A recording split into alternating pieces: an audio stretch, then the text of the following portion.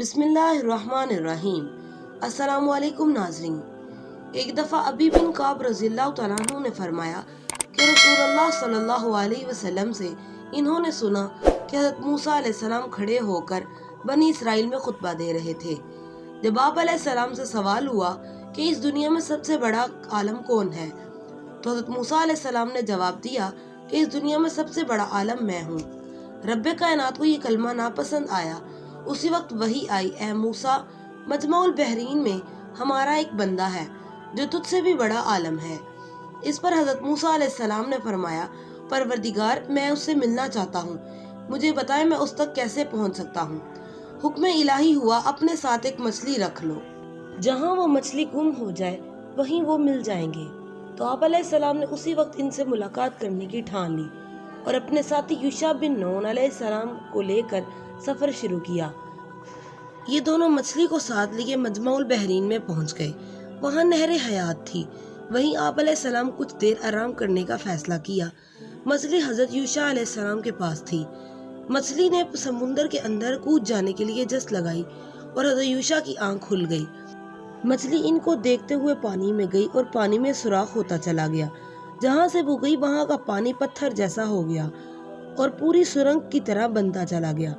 جب حضرت موسیٰ علیہ السلام جاگے تو آپ کے ساتھی یہ ذکر کرنا آپ سے بھول گئے۔ اسی وقت وہاں سے چل پڑے۔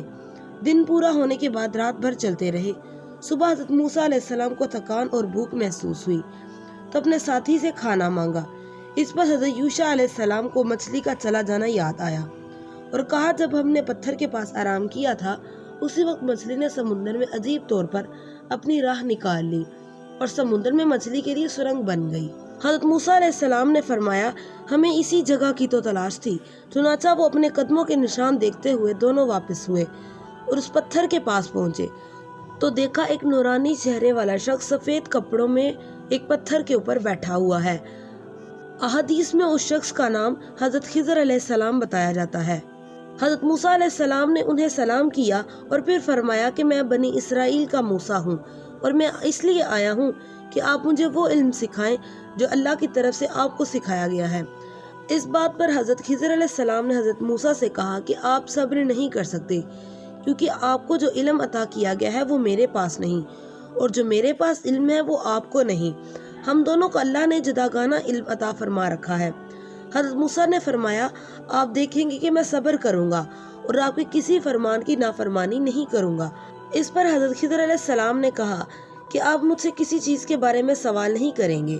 اتنی باتیں طے کر کے دونوں ساتھ چلے اور دریا کے کنارے پہنچے۔ وہاں پر ایک کشتی تھی۔ کشتی والوں نے حضرت خضر علیہ السلام کو پہچان لیا اور بغیر کرایہ لیے انہیں سوار کر لیا۔ ابھی کچھ ہی دور چلے ہوں گے کہ حضرت موسیٰ علیہ السلام نے دیکھا کہ حضرت خضر علیہ السلام نے کشتی کے تختے کو کلہاڑے سے توڑ دیا ہے۔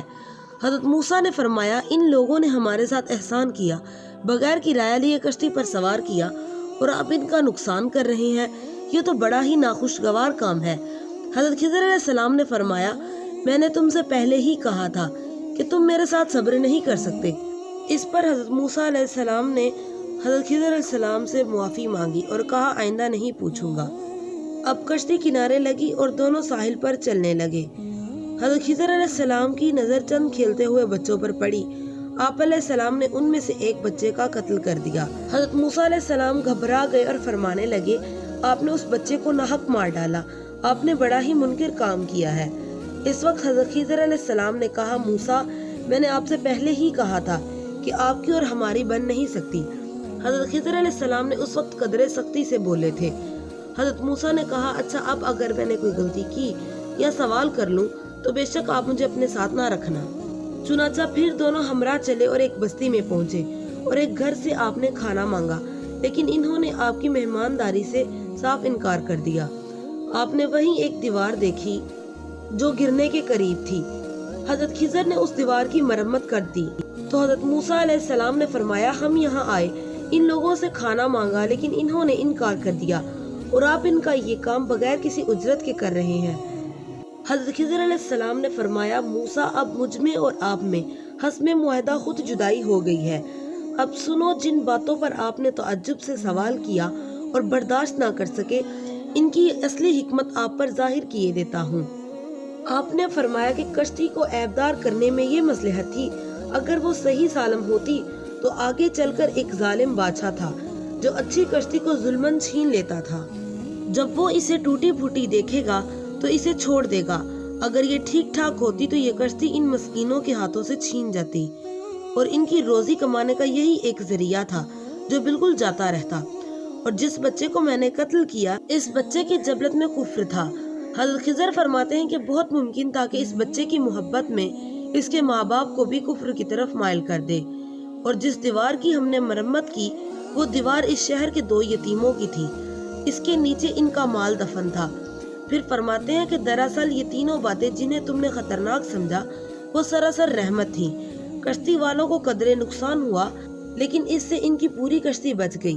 بچے کے مرنے سے ماں باپ کو رنج ہوا لیکن ہمیشہ کے رنج و غم اور عذاب الہی سے بچ گئے، اور اس دیوار کو ٹھیک کرنے سے ان مسکینوں کا مال محفوظ رہا۔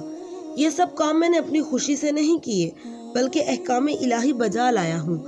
الغرض حضرت خضر علیہ السلام نے حضرت موسیٰ علیہ السلام کے سامنے جب یہ گتھی سلجھا دی تو فرمایا یہ تھے وہ راز جن کو آشکار کرنے میں آپ بہت جلدی کر رہے تھے۔ امید ہے آپ کو آج کی ویڈیو پسند آئی ہوگی۔ ویڈیو پسند آئی ہو تو ویڈیو کو لائک کریں اور دوسروں کے ساتھ شیئر کریں، اور ایسی مزید ویڈیوز دیکھنے کے لیے ہمارے چینل کو سبسکرائب کریں۔ اللہ حافظ۔